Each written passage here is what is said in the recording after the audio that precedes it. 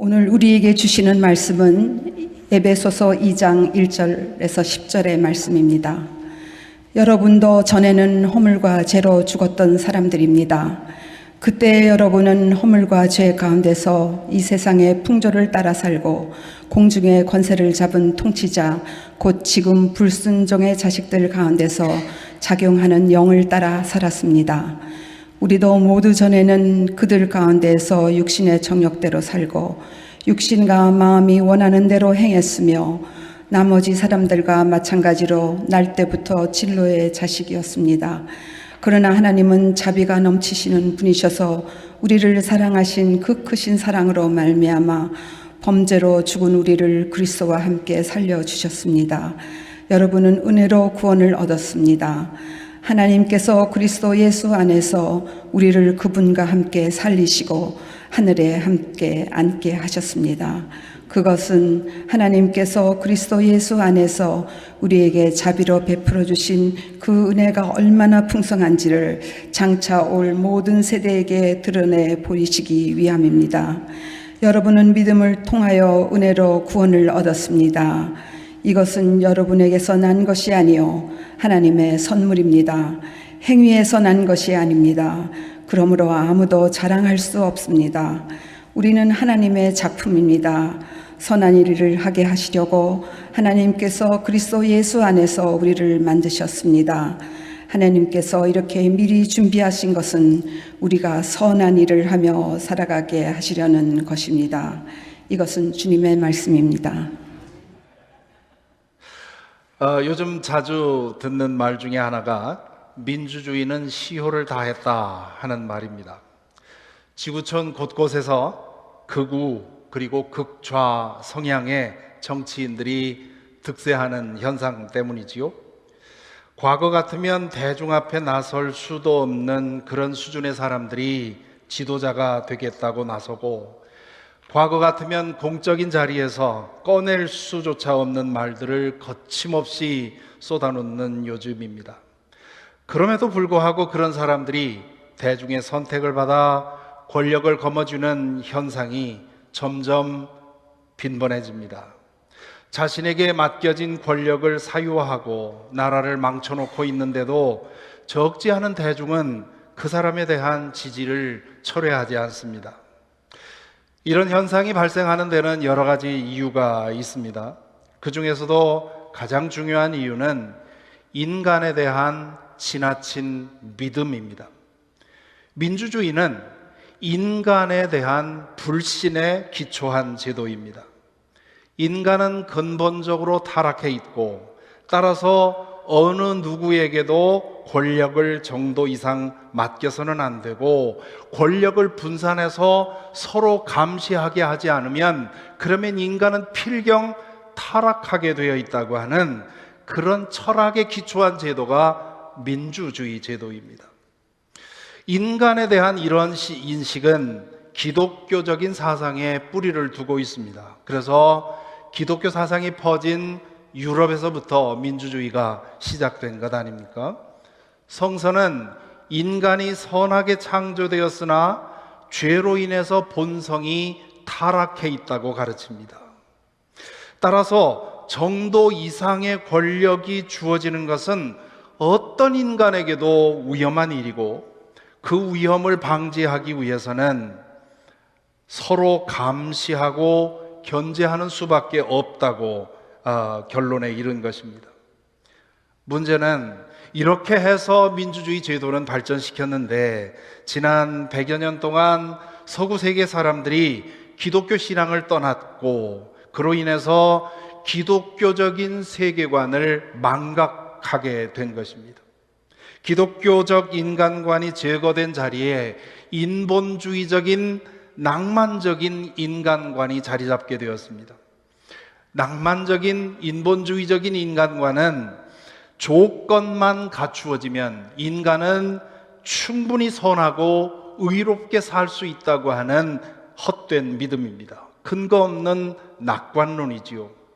민주주의 제도는 인간성에 대한 근원적인 불신에 근거한 제도인데, 인간성에 대한 불신은 사라지고 과신이 자리 잡게 되었으니 민주주의 제도가 제대로 작동하지 않게 된 것입니다.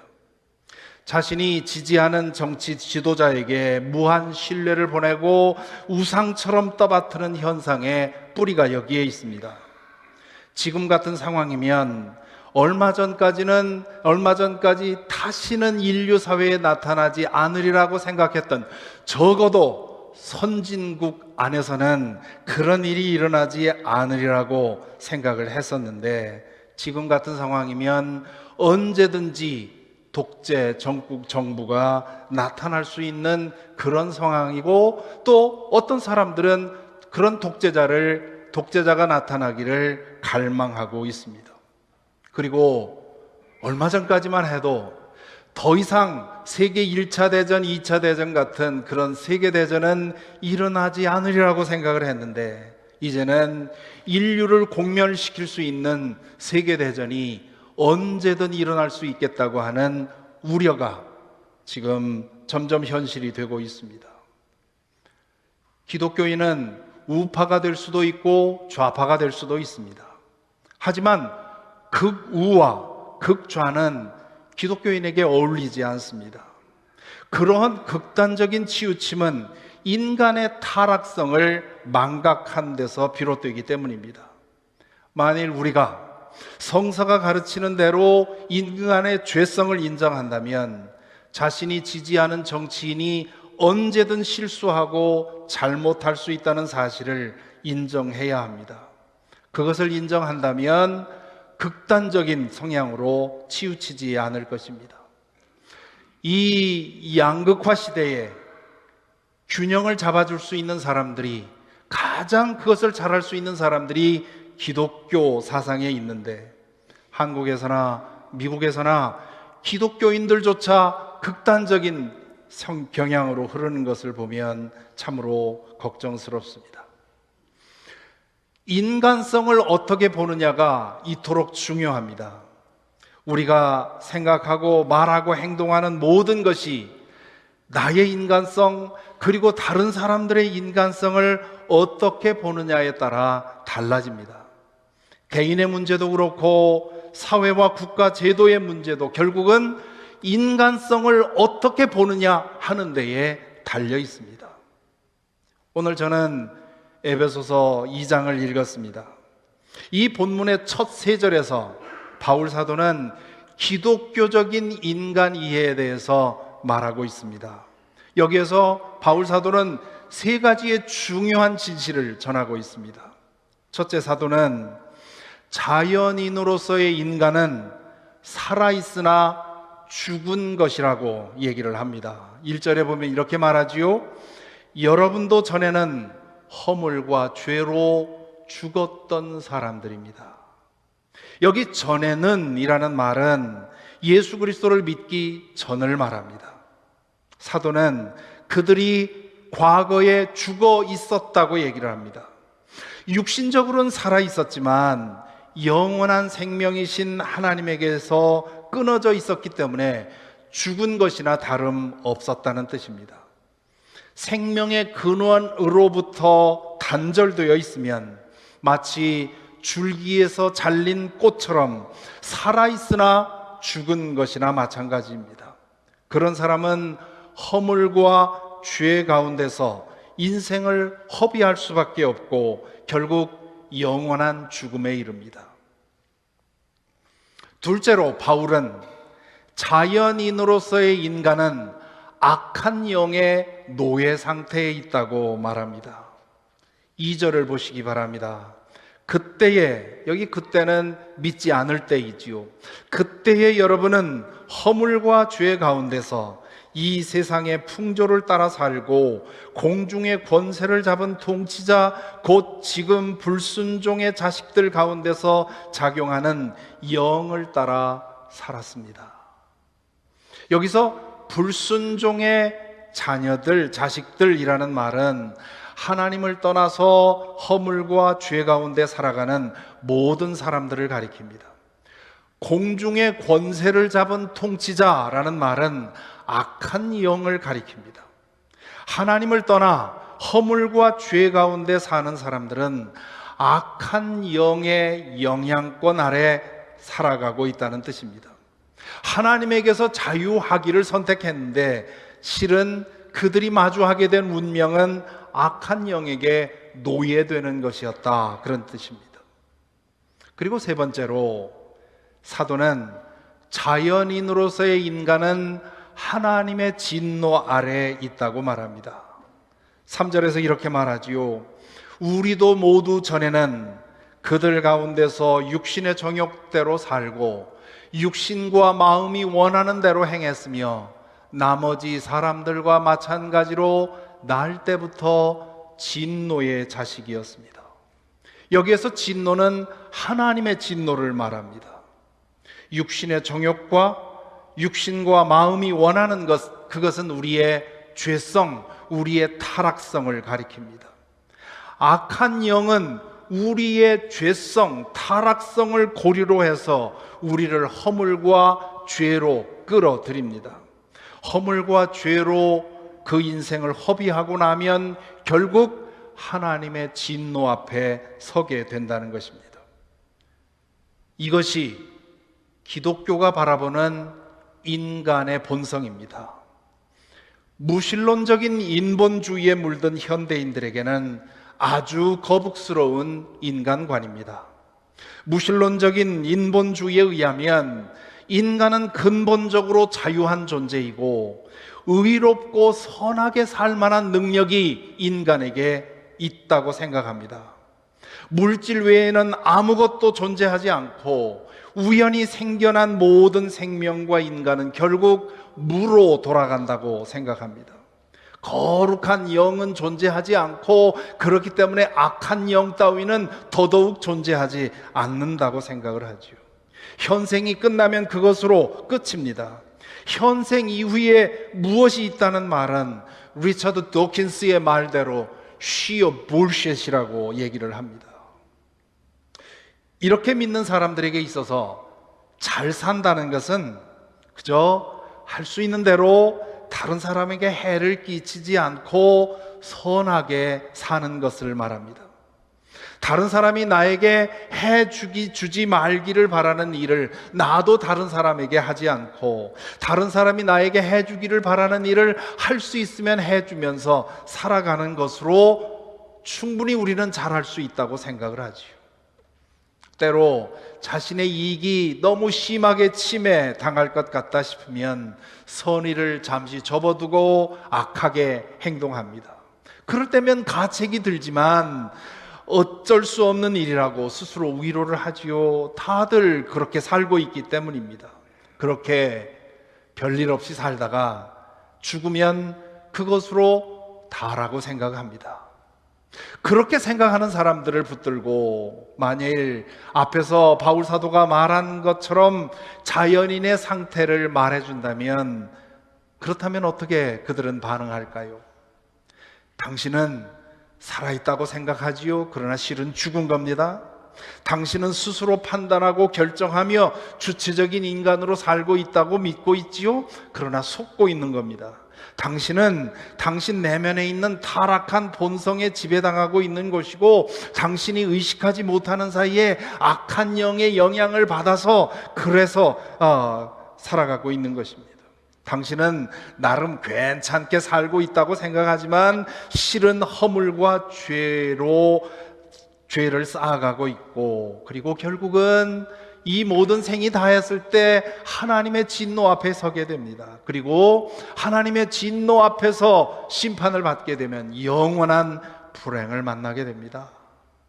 이렇게 말한다고 생각해 보시기 바랍니다. 처음 만난 사람을 붙들고 이렇게 말하면 아마 분노의 주먹이 날아올지 모릅니다. 가족이나 친구 혹은 지인에게 이렇게 말하면 더 이상 대면하고 싶지 않을 겁니다. 그럴 수밖에 없습니다.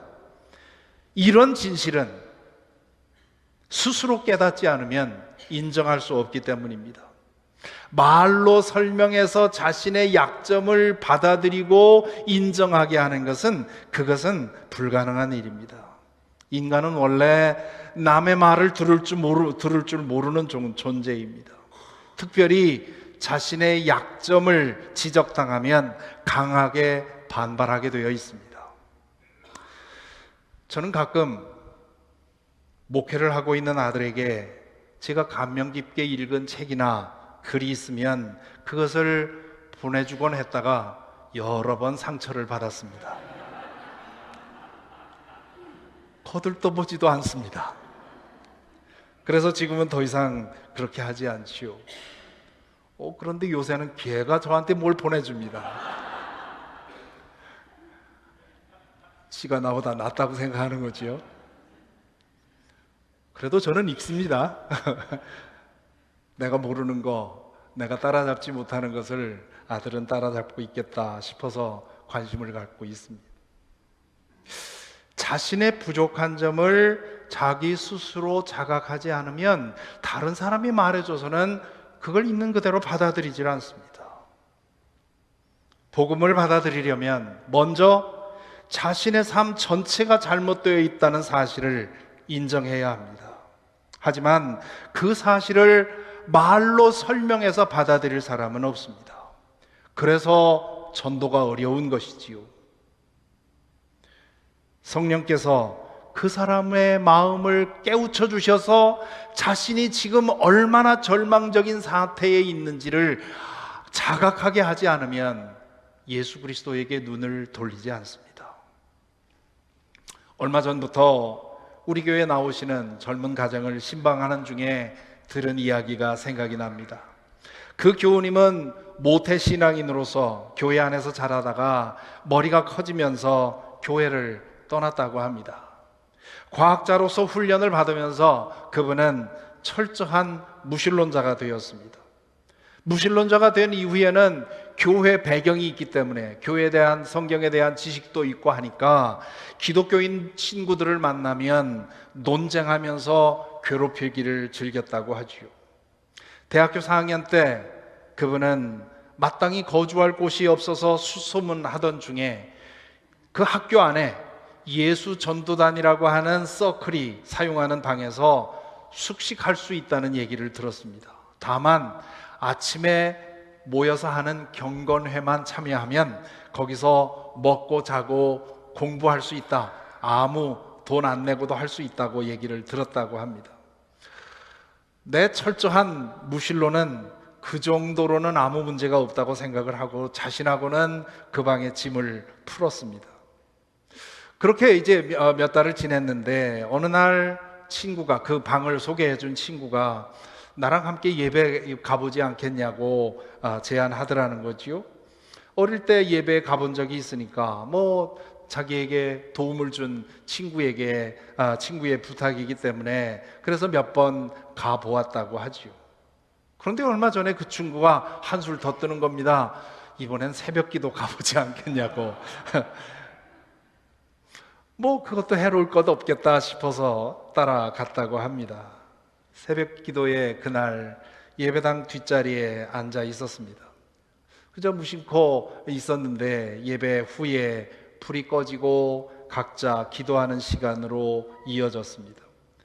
어둠 속에 그저 멍하니 앉아 있는데 갑자기, 너무도 갑자기 자신이 죄인이라는 깨달음이 압도합니다.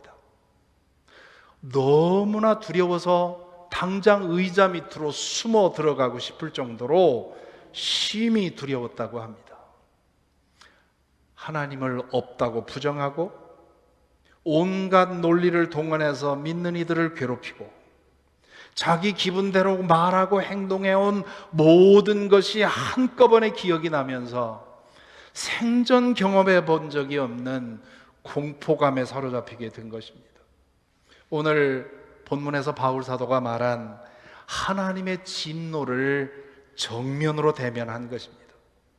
그로 인해서 자신이 마주하게 될 그 영원한 진노를 보았던 것이지요. 그때야 비로소 그분은 알게 된 것입니다. 자신이 허물과 죄 가운데 죽어 있었다는 사실을, 자신이 스스로 독립적인 자립적인 사람이라고 생각하고 살았는데 실은 악한 영에게 속고 죄를 즐기고 있었다는 사실을, 그렇게 이 삶을 계속해 나간다면 결국 하나님의 진노를 대면하고 영원한 죽음을 맞게 될 것이라는 사실을 알게 된 것입니다. 그래서 그날로 그분은 예수 그리스도 앞에 무릎을 꿇었다고 합니다. 오래도록 떠나 살던 집으로 돌아온 것이지요. 그분은 예수 그리스도께 대한 믿음 안에서 악한 영의 통치권에서 벗어나 성령의 다스림 안으로 옮겨진 것입니다. 믿음 안에서 일어나는 변화에 대해서 바울 사도는 오늘 본문에서 이렇게 말합니다. 그러나 하나님은 자비가 넘치는 분이셔서 우리를 사랑하신 그 크신 사랑으로 말미암아 범죄로 죽은 우리를 그리스도와 함께 살려주셨습니다. 여러분은 은혜로 구원을 얻었습니다. 하나님께서 그리스도 예수 안에서 우리를 그분과 함께 살리시고 하늘에 함께 앉게 하셨습니다. 예수 그리스도 안에서 하나님의 자녀로 회복되는 것은 영원한 생명에 다시 접속되는 것입니다.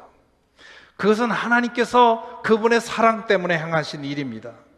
본성이 사랑이신 하나님은 사랑으로 온 우주와 모든 생명을 지으셨고 사랑으로 다스리고 계시고 때가 차면 모든 것을 새롭게 하실 것입니다. 그래서 은혜라고 하는 것이고요. 그래서 그 은혜를 믿음으로 받아들일 때 우리는 그 생명으로 다시 연결되는 것입니다. 앞에서 소개한 교우님의 회심 이야기에서 보듯 하나님 없이 사는 삶의 진상이 어떤 것인지를 미리 알아차리는 것은 쉽지 않은 일입니다. 왜냐하면 그런 삶에 익숙해 있게 되면 그렇게 사는 것이 정상이라고 생각하기 때문입니다. 그 삶에서 벗어나 보아야만 비로소 과거의 자신의 삶의 진상이 어떠했는지를 알게 되는 것이지요. 내일 우리 교회 선교팀이 아리조나 호피 원주민들을 방문합니다.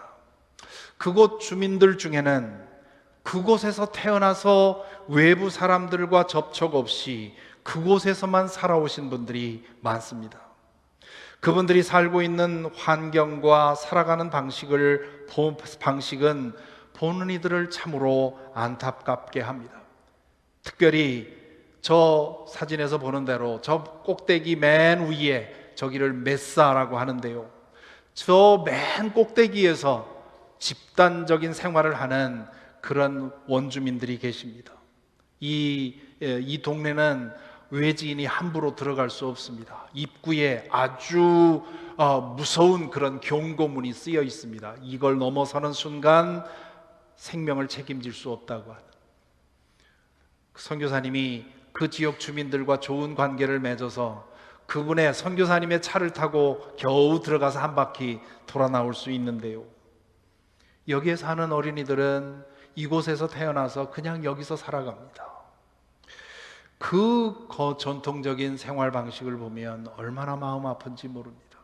멕시코만 해도 그분들의 삶이 그렇게 너무 어려운 상황에 있지만 누가 가로막지는 않습니다. 본인들이 원하면 외지와 소통할 수 있고 외부에 나가야 볼 수가 있는데요, 저 메사에 사는 사람들은 그들이 스스로 그것을 유폐해 놨기 때문에 어린아이들로서는 바깥에 나가볼 수가 없습니다.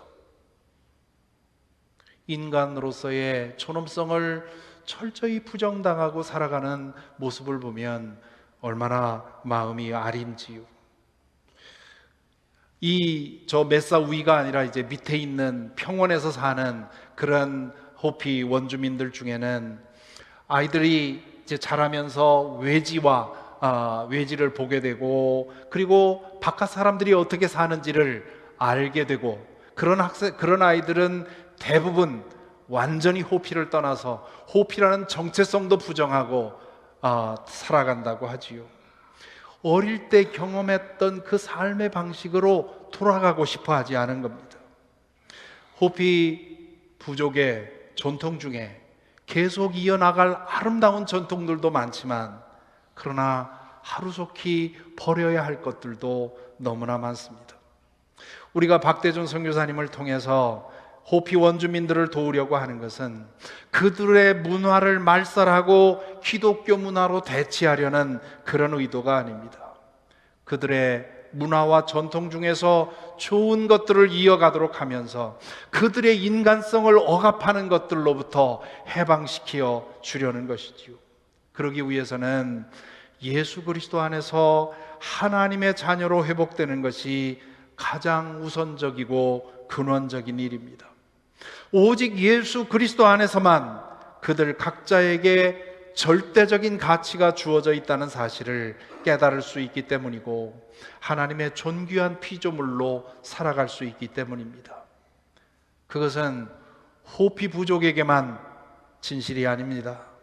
하나님 없이 사는 사람들은 백인이든 한국인이든 아프리카 사람이든 모두 같은 상태에 있습니다. 이 세상에 복음이 필요 없는 사람은 아무도 없습니다. 누구나 하나님의 자녀로 회복되어 하나님이 부여하신 절대적인 존엄성을 회복하고 거룩하고 의롭게 살아가도록 변화되어야 합니다. 그래서 우리는 땅 끝까지 복음을 전해야 하는 것이지요. 오늘 본문에서 마지막 10절에서 바울 사도는 눈이 번쩍 뜨이는 말씀을 합니다. 10절 첫 번째 문장에서 이렇게 말하지요. 우리는 하나님의 작품입니다. We are God's handiwork. We are God's masterpiece. 이런 뜻입니다. 우리는 공장에서 찍어낸 제품이 아니고요, 팔기 위해서 만들어낸 상품도 아닙니다. 작품입니다. 제품은 동일하게 찍어낸 물건을 말하지요. 작품은 그것 고유의 가치를 가집니다. 상품은 시장에서 값이 매겨집니다. 작품은 작가가 값을 매깁니다. 작품 하나하나는 작가에게는 자식과 같은 존재입니다. 작가가 팔기 싫으면 사려는 사람이 아무리 많은 돈을 주어도 살 수가 없습니다. 작품에는 작가의 혼이 들어있고 사랑이 들어있기 때문입니다. 자, 그렇다면 여러분은 이 말이 믿어지십니까? 나는 하나님의 작품이 맞습니다 라고 말할 무엇이 여러분에게 있습니까? 만일 그렇지요, 나는 진정 하나님의 작품입니다 라고 생각하는 분이 계시다면 상담가를 찾아가시라고 권하고 싶습니다. 정상적인 사람이라면 이 말씀을 듣고 아이고 나는 아닙니다, 내 주제에 말이나 됩니까? 라고 생각하겠죠. 그런데요, 예수 그리스도의 은혜 안에서 하나님의 자녀로 거듭나고 보면 이 사실을 인정하지 않을 수가 없습니다. 십자가의 복음은 하나님께서 나 같은 것을 구원하기 위해서 자신의 가장 귀한 것을 포기하셨다는 소식이기 때문입니다. 하나님에게는 내가 당신의 아들보다 더 귀하다는 뜻입니다. 우리 자신을 볼 때는 거듭났다 해도 여전히 부족한 우리 자신을 볼 때는 도무지 믿어지지 않지만 예수 그리스도께서 행하신 일을 본다면 믿지 않을 수가 없는 것이지요. 이렇듯 예수 그리스도를 주님으로 영접할 때 우리의 가치는 무한대로 커지는 겁니다. 바울 사도가 우리는 하나님의 작품입니다 라고 했을 때 우리는 믿는 사람들을 가리킵니다. 10절의 두 번째 문장을 보면 이렇게 말하지요. 선한 일을 하게 하시려고 하나님께서 그리스도 예수 안에서 우리를 만드셨습니다. 여기 우리를 만드셨습니다 라는 말은 우리를 창조하셨습니다 라고 번역을 해야 옳습니다. 그 NIV가 제대로 번역한 거죠. Created in Christ Jesus to do good works. 우리는 예수 그리스도 안에서 성령으로 다시 창조가 된 것입니다. 하나님 없이 살면서 허물과 죄로 인해서 죽었던 우리, 악한 영의 교란 가운데 속아서 불행을 행복으로 여기고 살고 있던 우리, 그래서 결국 하나님의 진노를 직면할 수밖에 없었던 우리를 하나님께서 그리스도 예수 안에서 다시 지어주신 것입니다. 예수님과 함께 옛 사람을 십자가에 못 박고 새 사람으로 거듭나 성령의 인도하심을 따라 살게 되었습니다. 하나님 없이 살면서 때로는 제품처럼, 때로는 상품처럼 취급받으며 살던 우리가 이제는 하나님께 둘도 없는 하나님의 작품이 되었다는 것입니다. 하나님께서 그리스도 예수를 통해 우리를 이렇게 다시 지어주신 이유가 어디 있습니까? 10절 마지막 문장이 이렇습니다. 우리 함께 읽어볼까요? 하나님께서 이렇게 미리 준비하신 것은 우리가 선한 일을 하며 살아가게 하시려는 것입니다. 여기서 선한 일은 하나님께서 기뻐하시는 일입니다. 하나님께서 기뻐하시는 일은 이웃을 사랑하는 일입니다. 사랑은 이웃의 필요를 돌아보고 그 필요를 채워주는 것입니다. 가정에서든 직장에서든 교회에서든 어디를 가든 누구를 만나든 하나님께서 붙여주시는 사람에게 관심을 두고 그들의 필요를 채우는 것이 사랑입니다. 그것이 하나님께서 그리스도 안에서 우리를 다시 지어주신 목적이라고 말씀하십니다. 그리스도께서 다시 지어주신 하나님의 작품, 하나님의 마스터피스, 이것이 우리 각자에게 있어서 가장 중요한 우리의 신분입니다. 그리고 이것이 우리 모든 믿는 사람들이 가져야 할 유일한 우리의 자존심의 근거입니다. 사랑하는 교우 여러분, 혹시 세상에서 사람들이 여러분에게 높은 값을 쳐줘서 그런대로 높은 자존감을 갖고 그렇게 살아오셨습니까? 멀지 않아서 그 자존감의 근거는 속절없이 무너져 버릴 것입니다. 찬송가의 가사처럼 우리가 서 있는, 우리가 만든 자존심의 근거는 sinking sand, 무너져 버리는 모래입니다. 파도가 휩쓸고 지나가면 자취도 남지 않습니다. 부디 더 늦기 전에 여러분을 떠받쳐 주고 있던 그 자존감의 근거가 무엇이든 십자가 앞에 바울 사도가 말한 것처럼 배설물처럼 내려놓고 예수 그리스도를 통해 하나님의 작품으로 새로 빚어진 자신, 그것만을 여러분의 자존감의 근거로 삼으시기를 간절히 바랍니다. 그렇게 된다면 자신이 하나님의 사랑과 은혜로 빚어진 그런 작품이라는 사실을 알고 하나님이 귀하게 만든 작품이기 때문에 우리 자신도 귀하게 여기면서 하나님께서 우리를 만드신 그 목적을 위해 힘쓰게 될 것입니다. 혹시 여러분 중에 사람들 앞에 내세울 것이 아무것도 없어서 수시로 심하게 흔들리는 자존감을 붙들고 천전긍긍하며 살아오신 분들이 계십니까? 그렇다면 예수 그리스도 안에 더 깊이 뿌리 내리시기 바랍니다. 그분 안에서 하나님께서 당신의 가장 귀한 것을 내어주고 맞바꾸신 여러분 자신을 발견하시기 바랍니다. 세상 사람들에게는 헐값처럼 보여도 적어도 창조주 하나님께는 절대값으로 회복되었다는 사실 믿으시기 바랍니다. 그럴 때 비로소 우리는 하나님의 사랑으로 사랑하며 살아가게 될 것입니다. 그것이 하나님께서 당신의 자녀들에게 바라시는 일입니다.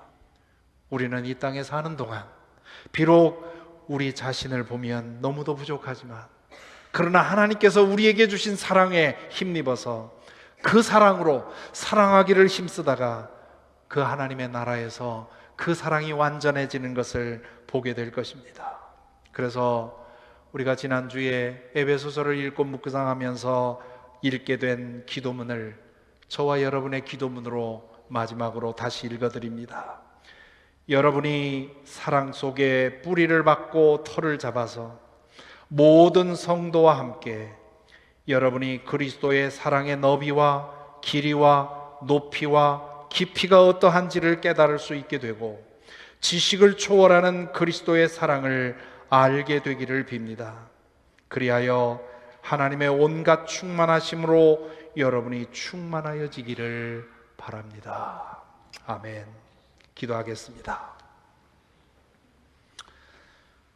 이제 고개 숙여 기도하십시다. 여러분은 하나님이 없이 사는 인생의 불행을 아십니까? 그것을 인정하십니까? 혹시 그것이 아직도 분명하지 않다면 이 시간 성령의 조명을 구하시기 바랍니다. 지금 이 순간 하나님 앞에 선다면 그분의 거룩하심으로 인해 눈 깜짝할 순간에 다 없어버릴 정도로 부정한 존재임을 알아보시기 바랍니다. 하나님 없는 인생의 끝은 그분의 진노이고 영원한 저주라는 사실을 알고 인정할 수 있기를 바랍니다.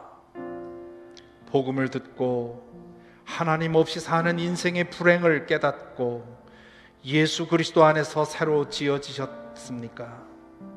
그렇다면 여러분의 자존감이 하나님의 작품으로 새로 지어졌다는 사실에 근거해 있습니까? 혹시나 예수를 믿는다고 하면서도 세상적인 조건으로 인해서 마음이 부풀거나 주눅들어 사는 것은 아닙니까? 이 시간 우리 예수 그리스도를 바라보십시다. 그분 안에 더 깊이 뿌리를 내리십시다. 그분 안에서 우리에게 주어진 하나님의 사랑 안에 뿌리를 받고 털을 잡아서 그 사랑으로 자라가기를 힘쓰십시다. 그리하여 하나님께서 우리 곁에 붙여주시는 모든 사람들을 사랑하며 살아가십시다. 이 거룩한 영적 여정을 주님께서 붙들어 주셔서 숨이 다할 때까지 이렇게 살아가게 하옵소서. 우리 함께 잠시 기도하겠습니다.